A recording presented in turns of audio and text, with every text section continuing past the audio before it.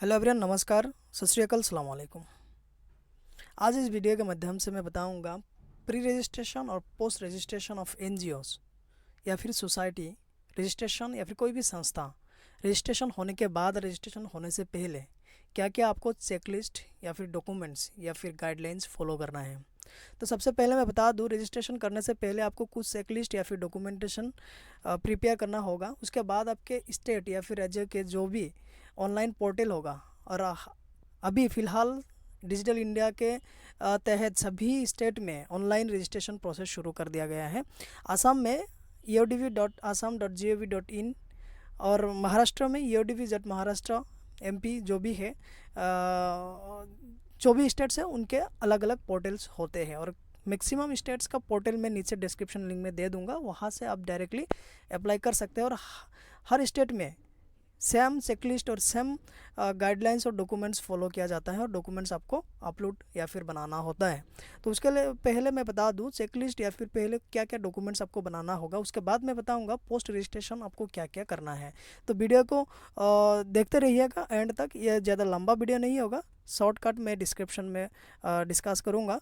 और साथ ही साथ अगर आप एनजीओ या फिर कोई भी कंपनी या फिर बिजनेस रिलेटेड कोई भी इन्फॉर्मेशन पाना चाहते हैं या फिर ज़्यादा नॉलेज, डीप नॉलेज जानना चाहते हैं, तो हमारे चैनल को आप सब्सक्राइब कर ले सकते हैं। यहाँ पे हम वीकली 3 कैटेगरी में वीडियो अपलोड करते हैं। एनजीओ या फिर कोई भी बेसरकारी संस्था हो, और कंपनीज या फिर बिजनेस रिलेटेड हो, और एंटरप्रेन्योरशिप या फिर मैनेजमेंट रिलेटेड हो। तो अभी मैं फ़िलहाल बता दूं आपके क्या क्या चेकलिस्ट बनाना पड़ेगा या फिर क्या क्या डॉक्यूमेंट्स आपको बनाना पड़ेगा। एनजीओ या फिर कोई भी संस्था बनाने से पहले पहले तो आपको मेमोरेंडम ऑफ एसोसिएशन बनाना होगा, जो कि जिसमें आपके ऑब्जेक्टिव्स या फिर एनजीओ के जो डिटेल्स, एड्रेस वगैरह रहता है, और उसमें आपके बायलॉज भी अटैच होता है। तो पहले आपको मेमोरेंडम ऑफ एसोसिएशन बनाना होगा। मैं वीडियो शुरू करने से पहले ये चीज़ भी बता दूं, जो भी डॉक्यूमेंटेशन या फिर जो भी कागजात लगेंगे आपकी ये रजिस्ट्रेशन करने के लिए, सारी डिटेल्स हमारे तरफ से आपको मिल जाएगा। जो भी है हमारे एक सिंपल सा कंसल्टिंग फ़ीस रहता है, और फीस आप पेमेंट करके आप ये सारी डॉक्यूमेंट्स आप ले सकते हो, और इजीली आप कोई भी संस्था या फिर एनजीओ फॉर्मेशन कर सकते हो, और ताकि आपको ज़्यादा हेडेक ना हो। हम लोग मिनिमम से मिनिमम कस्ट रखा है। तो सबसे पहले आपको मेमोरेंडम ऑफ एसोसिएशन लगेगा। उसके बाद रजिस्ट्रेशन फ़ीस पहले 50 रुपया था, हर स्टेट में अलग अलग है 10-5 रुपया का, लेकिन अभी मैक्सिमम स्टेट में 2000 रुपया हो गई। ये पिछले साल बजट अधिवेशन के साथ ये बजट लाया गया है कि सोसाइटी रजिस्ट्रेशन या फिर एनजीओ या फिर कोई भी सरकारी संस्था हो, रजिस्ट्रेशन का फ़ीस 2000 रुपया कर दिया गया है। और ये पेमेंट आप ऑनलाइन कर सकते हो या फिर ऑफलाइन कर सकते हो स्टेट पोर्टल के द्वारा। उसके बाद मैं बता दूं, कॉपीज ऑफ रेजोल्यूशन आप जो भी संस्था बना रहे हैं या फिर एनजीओ या फिर सोसाइटी बना रहे हैं, उसके लिए आप प्रोसीडिंग्स कैसे जनरल मीटिंग के तहत बनाया है, वो एक कॉपी आपको बनाना होगा। ये डिटेल्स भी आप हमारे तरफ से फॉर्मेट ले सकते हैं। उसके बाद मैं बता दूँ, if the society claims that it's office is situated on a land, आपके ऑफिस अगर आप कोई भी जगह पर स्थापित है और आपके ऑफिस है, फिजिकल एड्रेस है, तो फिजिकल एड्रेस का आपको एड्रेस प्रूफ देना पड़ेगा, या फिर रेंट एग्रीमेंट या फिर एफिडेविट में ओनरशिप का प्रूफ के साथ आपको ये चीज़ फर्नाइश या फिर अपलोड करना पड़ेगा। उसके बाद पासपोर्ट साइज फ़ोटोग्राफ्स आपको चाहिए होगा, प्रेसिडेंट, सेक्रेटरी और सभी मेंबर्स का।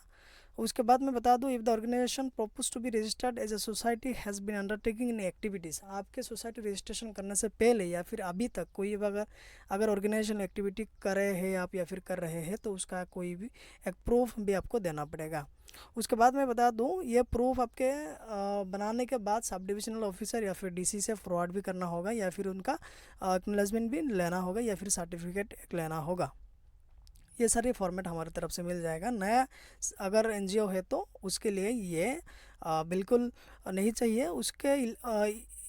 इसके अलावा उनको एक एनओसी फॉर्मेट इशू करना होगा कि ये नया, this NGO is going to be form as a new, that's why there is no organisation activity has been undertaken, and hence we are acknowledging from the president secretary side this NGO is freshly going to be apply and there is no activity has been done yet.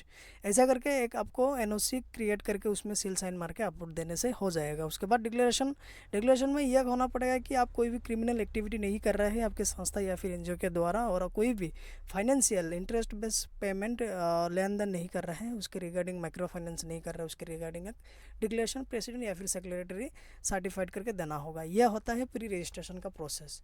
आपको pre registration बोले तो ये सारे documents आपको upload या फिर officers या authority को सबमिट करना होता है। उसके बाद आपको एक फाइनल ड्राफ्टिंग रेजोल्यूशन या फिर एक सर्टिफिकेट देता है, वो सर्टिफिकेट होता है इनकॉर्पोरेशन या फिर रजिस्ट्रेशन सर्टिफिकेट। उसके बाद मैं इनका बता दूँ कुछ टॉपिक्स मैंने लिया है कि सेलिएंट फीचर्स क्या है, आपके कोई भी संस्था या फिर एनजीओ या फिर ऑर्गेनाइजेशन, उनका क्या बेनिफिट्स हैं। तो बेनिफिट के तहत से देखें तो आप कोई भी संस्था अगर रजिस्टर्ड बिना करे हुए कोई भी काम कर रहे हो तो कोई भी ब्लेम कर सकते हैं आपको कि आप आपका एनजीओ का क्या हिसाब, क्या हिसाब किताब है, या फिर क्या कहाँ से डोनेशन आ रहा है, या फिर क्या एक्टिविटी कर रहे हैं। कोई अगर आपको ब्लेम लगा है कि क्रिमिनल एक्टिविटी कर रहे हो तो आप उसको आंसर देने के लिए, रिप्लाई देने के लिए कोई आपके पास रजिस्ट्रेशन या फिर अथॉरिटी सर्टिफिकेट नहीं होगा। उसके बाद आपके ये एनजीओ बनाने के बाद आप बहुत सारा सर्विस दे सकते हो आपके सोसाइटी में, जैसे कि सोशल सर्विस दे सकते हो, रूरल डेवलपमेंट के ऊपर, एनवायरनमेंट, एजुकेशन के ऊपर दे सकते हो। उसके बाद आप इनके रिगार्डिंग एक बिजनेस आइडिया भी आप लोगों तक पहुंचा सकते हो, या फिर आप ये कह सकते हो कि एम्प्लॉयमेंट क्रिएट कर सकते हो आप। कि बहुत सारे एनजीओ आज के दौर में बहुत सारे एनजीओ बहुत टॉप लेवल में काम कर रहे हैं इंडिया में। मैं सबसे पहले असम का बता दूं, असम का एक है अजमल फाउंडेशन, और बहुत सारे एनजीओ हैं जो भी बहुत बढ़िया से काम कर रहे हैं, या फिर दिल्ली बेस्ड बहुत सारे एनजीओ हैं जो बहुत अच्छे तरीके से काम कर रहे हैं या फिर एम्प्लॉयबिलिटी क्रिएट कर रहे हैं इंडिया में। उसके बाद इसको हाउ टू अप्लाई, या हाउ टू अप्लाई में आप ऑनलाइन कर सकते हो। ऑनलाइन प्रोसीडिंग है, पूरा डिटेल्स डॉक्यूमेंट्स आपको हमारी तरफ से मिल जाएगा। और टाइम लाइन्स में बता दूँ, 30 दिन के अंदर, विथिन 30 to 35 डेज़ के अंदर ये रजिस्ट्रेशन प्रोसेस हो जाता है। अब मैं आपको बताऊंगा कि ये सारे तो ऑनलाइन प्रोसेस होता है, और इनके लिए जो भी आपके फीस, गवर्नमेंट फीस होगा, वो भी ऑनलाइन ही पेमेंट कर सकते हैं आप। अब मैं बता दूँ आपको कि इसके रजिस्ट्रेशन होने के बाद अपने संस्था या फिर एनजीओ बना लिया, उसके बाद आपका क्या जिम्मेदारी होती है। सबसे पहले आपके जो भी रजिस्ट्रेशन सर्टिफिकेट आएगा उसको आप उसके ज़रिए एक पैन कार्ड निकालना होगा, एक pan card, permanent account number निकालने के बाद आप उस एनजीओ के नाम से जॉइंट अकाउंट खुलाना होगा प्रेसिडेंट और सेक्रेटरी के साथ में। जॉइंट अकाउंट होने के बाद आप ये पैन कार्ड आने के बाद आप एनजीओ दर्पण या फिर नीति आयोग बोल के एक ऑर्गेनाइजेशन है, मैं आपको यहाँ पे दिखा देता हूँ। NGO darpan.gov.in, ये गवर्नमेंट पोर्टल है। इसमें आप आपके एनजीओ को इसमें रजिस्टर्ड कराना होगा। After getting the registration certificate, यहाँ पे भी आपको एक एनरोलमेंट कराना होगा। आप ये लॉगिन या फिर रजिस्टर में क्लिक करेंगे तो आप साइन अप में जाना होगा। आपको साइन अप में जाने के बाद आपको नेम ऑफ एनजीओ देना होगा, कॉन्टैक्ट नंबर देना होगा, ईमेल देना होगा। उसके बाद इसमें आपको नेक्स्ट स्टेप में आपको इसमें पैन कार्ड या फिर परमानेंट अकाउंट नंबर मस्ट भी चाहिए होता है, इसीलिए आपको पहले पैन कार्ड निकालना होगा। पैन कार्ड के लिए आप रजिस्ट्रेशन सर्टिफिकेट चाहिए, उसके लिए रजिस्ट्रेशन कराना होगा। तो रजिस्ट्रेशन सर्टिफिकेट उसके साथ साथ प्रेसिडेंट या फिर सेक्रेटरी ऑथराइज्ड पर्सन होके वो पैन कार्ड निकाल सकते हैं, और पैन कार्ड निकालने के बाद आप ये फॉर्मेलिटीज़ पूरा कर सकते हो। एनजीओ दर्पण गवर्नमेंट का एक पोर्टल है जहाँ पे आप एनजीओ ग्रांट के लिए अप्लाई कर सकते हो। यहाँ पे मैं आपको बता दूँ एनजीओ ग्रांट यहाँ पे कैसे अप्लाई करते हैं। यहाँ पे आप ये वेबसाइट खुलने के बाद आपको यहाँ पे एक ऑप्शन मिलेगा कॉर्नर में, अप्लाई ग्रांट बोल के। आप इसमें क्लिक करेंगे तो स्टेट वाइज या फिर सेंट्रल वाइज जितने भी डिपार्टमेंट है, हर डिपार्टमेंट में एनजीओ के लिए एक अलग सा फंड रहता है। उस फंड को लेने के लिए आपको ये यहाँ पे रजिस्ट्रेशन कराना होगा। तो जैसे मैं आप ये इसमें मैंने क्लिक कर दिया है कि ministry of development of north eastern region, यहाँ पे एनजीओ के लिए कुछ फंड रखा है या फिर प्रोजेक्ट रखा हुआ है। यूनिक आइडेंटिफायर ऑफ एनजीओ दर्पण, इसमें नीति आयोग का नंबर देना होगा आपको।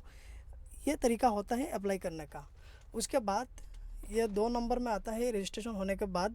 एक नंबर में एनजीओ दर्पण आईडी, नीति आयोग से आईडी निकालना होगा, आपको रजिस्ट्रेशन कराना होगा। 2 नंबर में आपको एक ऑडिटर रखना होगा या फिर ऑडिट मेंटेन करना होगा, या फिर आपको रेजोल्यूशन कॉपी मेंटेन करना होगा। हर महीने में एक बार या फिर 3 महीने के अंतर में एक बार आपको रेजोल्यूशन या फिर बोर्ड मीटिंग देना होगा। उसमें क्या क्या एक्टिविटी आपने किया है उसके तहत एक एक्टिविटी रिपोर्ट बनाना होगा, और आपके लोकल डीसी या फिर जो डिस्ट्रिक्ट एडमिनिस्ट्रेशन होता है या फिर आपके सर्कुलर ऑफिसर को ये चीज़ प्रोवाइड कराना होगा या फिर एक्टिविटी रिपोर्ट देना होगा। ये मैंडेटरी नहीं है, देते हैं तो आपको वहाँ से फंडिंग या फिर जो भी प्रोजेक्ट आपकी एक्टिविटी के तहत आते हैं वो आपको मिल जाएगा। और साथ ही साथ रजिस्ट्रार को आपको हर साल में एक बार ये एक्टिविटी रिपोर्ट मैंडेटरीली सबमिट करना होता है। उसके बाद 3 साल तक ऐसे आपको काम करते रहना है और एक्टिविटी रिपोर्ट और editor report balance sheet maintain करना होता है और बैंक अकाउंट भी मेंटेन करना होता है। उसके 3 साल होने के बाद आपको रिन्यूअल करना होता है। रिन्यूअल के बाद आप कोई भी गवर्नमेंट फंडिंग या फिर ग्रांट के लिए डायरेक्ट आपके एनजीओ के अकाउंट नंबर पे पेमेंट ले सकते हो। इसके आगे जो भी होगा आप शायद हो सके फ्रेंचाइजी में काम करना पड़े या फिर आपको डायरेक्ट फंडिंग नहीं मिले। तो 3 साल के बाद आप जब रिन्यूअल करेंगे, रिन्यूअल करने के बाद आपको डायरेक्टली एनजीओ के आपके प्रेसिडेंट सेक्रेटरी के जॉइंट अकाउंट जो है उसमें आपको पैसा मिल जाएगा। तो उसके बाद बाकी फॉर्मेलिटीज़ आप जैसे ग्रो करना चाहते हैं उस हिसाब से आपको ग्रो करना होगा। तो अभी ये फ़िलहाल एनजीओ पोस्ट और प्री डिटेल्स था। तो आज इस वीडियो के माध्यम से मैंने आप लोगों को बताया कि एनजीओ पोस्ट रजिस्ट्रेशन और प्री रजिस्ट्रेशन के बाद क्या क्या काम होता है और क्या क्या फॉलो गाइडलाइन मेंटेन करना होता है। तो आगे भी इस तरह का वीडियो पाने के लिए आप हमारे चैनल को सब्सक्राइब कर ले सकते हैं और कोई भी क्वेरीज या फिर जानकारी हासिल करना हो तो आप नीचे कमेंट बॉक्स में लिख सकते हो। मैं उसको टाइम मिला के आपको रिप्लाई कर दूंगा और जो भी मेरे से बने मैं आपको सहायता करने के लिए कोशिश करूंगा। और साथ ही साथ इसी चीज़ को आगे जो भी चीज़ आपके हेल्पफुल हो आप आगे भी पहुंचाएं ताकि लोगों को आपके जैसा उनको भी हेल्प हो जाए।